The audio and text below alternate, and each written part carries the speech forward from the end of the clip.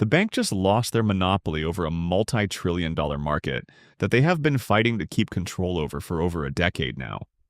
What just happened here marks one of the most important moments in financial history, where the definition of money itself is changing. And if you're not prepared for these changes and what this means for the digital assets XRP, then I genuinely believe that you may be left behind by what comes next.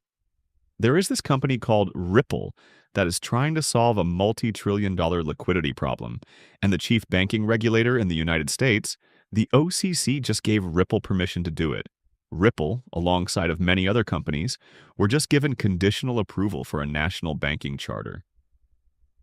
This comes after Ripple has spent years and over $100 million fighting the Securities and Exchange Commission and being labeled a scam and a fraud by key figures within their industry and beyond. Now, Ripple is not the only company that received this conditional approval. They also gave this conditional approval for BitGo Fidelity Digital Assets and Paxos as well. But if you cannot see that these companies are not playing the same game, then you're missing a critical piece of the puzzle. So many people think of Ripple as a crypto company, but Ripple is a financial services company with several different financial licenses, and now they're about to get the most important one under their belt. And that's not the only thing that sets Ripple apart. The thing that really sets them apart is that Ripple is the only one of all these companies that has its own volatile native crypto asset called XRP that is systemically important to its entire business model. So Ripple now has conditional approval for a national banking charter. But what is a national banking charter? And what does that actually mean? A banking charter is a federal license that's granted by what's called the Office of the Comptroller of the Currency. You'll see it referred to as the OCC, and this allows an institution to operate as a bank or a national trust bank. And in this case, that is what Ripple has been approved to be as a national trust bank.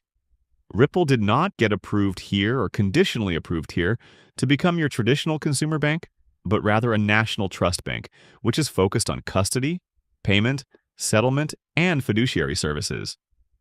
Okay, and they're going to be doing this for other companies. Now, this approval is conditional, so Ripple still has to meet requirements before this charter becomes fully operational. Now, once they are fully approved, Ripple will be able to operate nationwide under federal oversight, provide regulated custody and asset services, potentially integrate their stablecoin operations under a federally supervised entity, and benefit from federal preemption of state-by-state licensing. Okay, these are the main benefits that they're going to get from this. But what does this actually mean? And why are these big banks potentially going to be upset about this? To understand why this is not great for big banks, we have to fully understand Ripple, their business model, and their mission. Ripple is a fintech company that enables banks and other financial institutions to send money to one another cross-border more efficiently.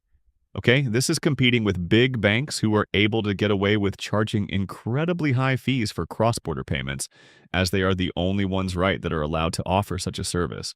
We've seen some fintechs pop up over the past 5 to 10 years to try and solve this problem as well, but very few crypto-native companies have the licenses that allow them to do this in a way that Ripple is about to be able to do now. Ripple has a solution called on-demand liquidity, where banks can swap one currency for another instantly and for negligible fees. The major market that Ripple is going after with this on-demand liquidity solution is a $16 trillion market involving what are called nostro vostro accounts, where banks will leave money sitting around in foreign currencies for whenever they need it, for when their customers need to send payments across board, or if a client in one part of the world needs to send.